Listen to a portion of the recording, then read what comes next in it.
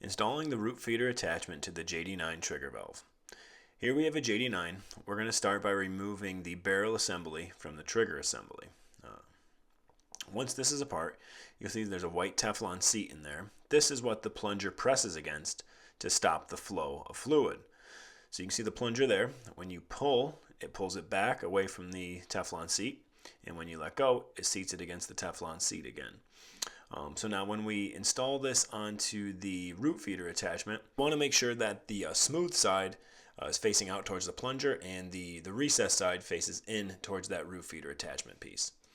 What we'll do next is thread that back on, get that tight. Chances are when you put the new attachment on, you're going to have to adjust the plunger. A lot of times we'll get phone calls that someone puts this on and then they'll call up and saying that it's just spraying everywhere. And that's because the plunger is not seated against that Teflon seat. So the two 10 millimeter nuts in the back, they allow that plunger to go in or out. So if your gun's locked on spraying everywhere without the trigger going, that means that plunger is pulled too far away. So if you loosen those nuts in the back, you'll have a little bit of play, as you can see, and you want a little bit of play back and forth. You don't want it super tight, you want a little play.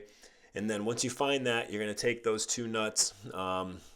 That last nut is a lock nut, so you're going to hold the inside one, tighten the outside one to lock it into position, and then you should be good to go. Once everything has been tightened, you can continue assembling the rest of the root feeder attachments.